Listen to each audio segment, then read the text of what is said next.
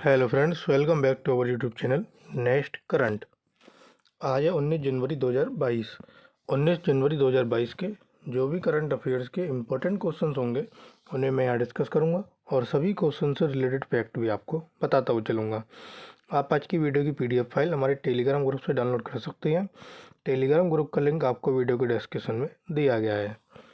अगर आपने अभी तक हमारा चैनल सब्सक्राइब नहीं किया है तो चैनल को सब्सक्राइब करना ना भूलें, साथ में नोटिफिकेशन बेल को भी प्रेस करें ताकि आपको सभी वीडियो को नोटिफिकेशन मिलते रहें। चलिए शुरू करते हैं आज का अपना पहला क्वेश्चन। अगर आपको वीडियो पसंद आए तो वीडियो को लाइक, कमेंट और शेयर करना ना भूलें।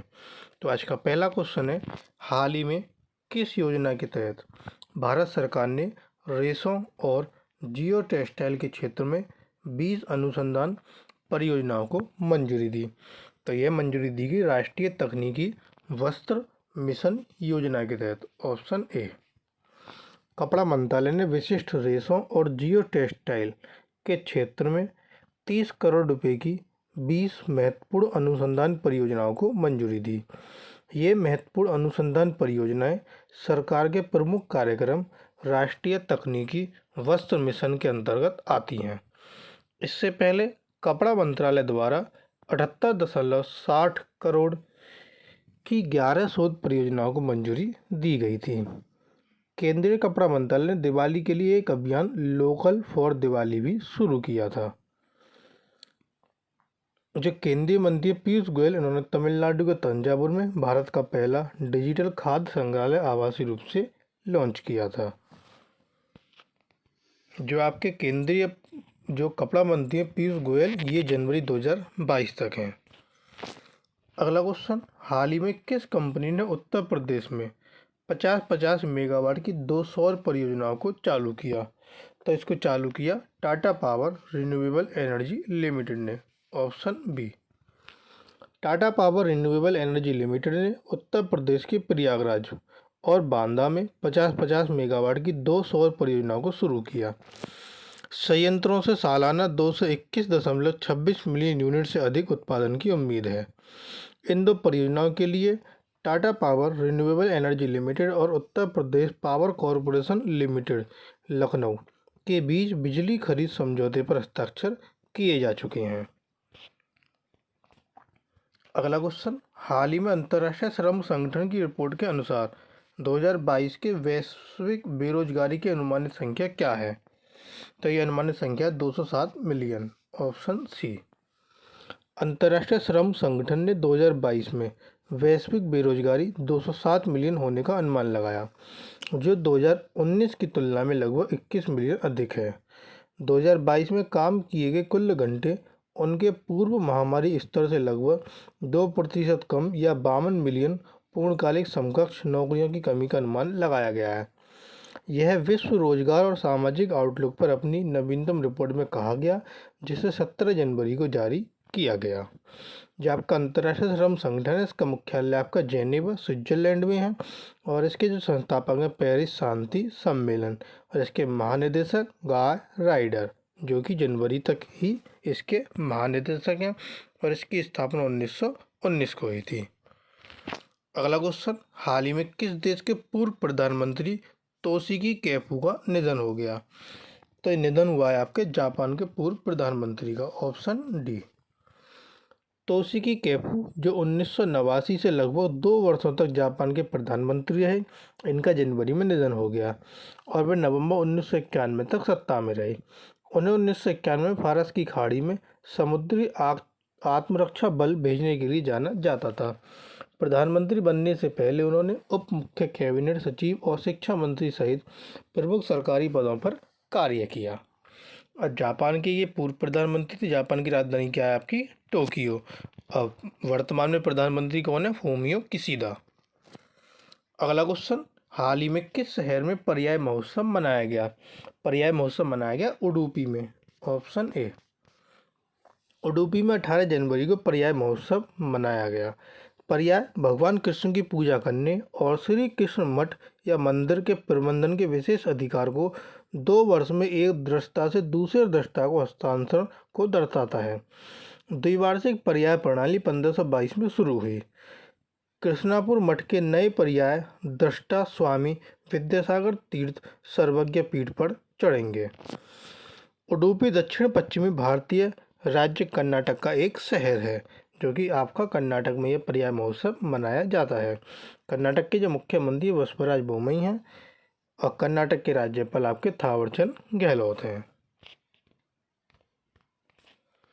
अगला क्वेश्चन, हाल ही में भारत के पहले intelligent chronic disease patient habit tracking system power MAP map app का उद्घाटन किसने किया? तो यह उद्घाटन किया नितिन गडकरी ने। Option B.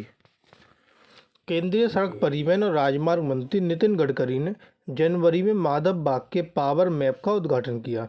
पावर मैप डॉक्टरों के लिए विकसित किया गया एक मेडिकल एनालिटिक्स एप्लीकेशन है, जिससे उन्हें मरीज की क्लिनिकल मापदंडों के बारे में आवश्यक मेडिकल इंटेलिजेंस प्राप्त करने में मदद मिलती है, ताकि उनकी पुरानी बीमारियों को प्रभावी ढंग से ठीक किया जा सके। यह भारत का पहला intelligent chronic disease patient habit tracking system है। अगला क्वेश्चन, हाल ही में किसने अपनी आत्मकथा indomitable a working woman's note on life work and leadership लिखी? तो ये आत्मकथा लिखी अरुंधति भट्टाचार्य ने। Option C. अरुंधति भट्टाचार्य भारतीय स्टेट बैंक यानी कि स्टेट बैंक ऑफ इंडिया की पूर्व अध्यक्ष, जिन्होंने अपनी आत्मकथा लिखी। 2016 में फोर्ब्स ने उन्हें विश्व की सबसे शक्तिशाली महिला की सूची में नामित किया और उन्हें 25वां स्थान हासिल किया।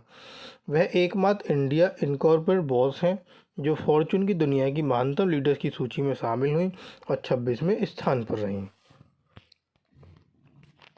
अगला क्वेश्चन, हाल ही में मिसेज वर्ल्ड 2022 की विजेता का ताज किसे पहनाया गया? तो मिसेज वर्ल्ड 2022 की विजेता का ताज पहनाया गया शाइलिन फोर्ड को। Option D.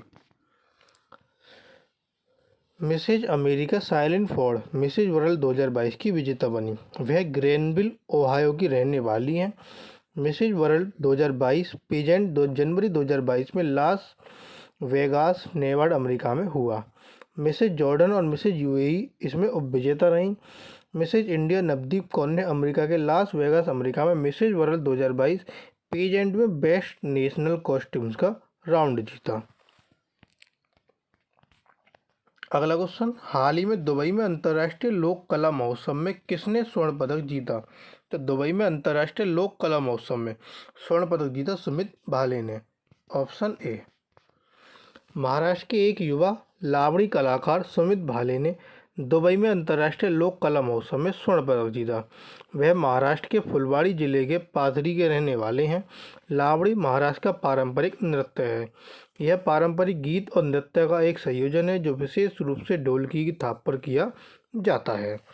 अब यह इसमें स्वर्ण पदक जीता है दुबई में, तो आइए उसके बारे में जानते हैं। दुबई कहाँ है आपका? यूनाइटेड अरब अमीरात में। तो ये है आपका यूनाइटेड अरब अमीरात, जिसकी राजधानी है आबू धाबी। वहाँ की मुद्रा यूएई दिरहम।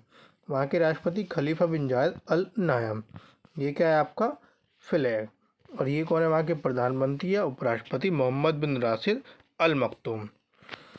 अगला क्वेश्चन, हाल ही में किसने दिव्यांगजन सशक्तिकरण विभाग का पहला द्विमासिक ई न्यूज़लेटर लॉन्च किया? तो इसको लॉन्च किया डॉक्टर वीरेंद्र कुमार ने।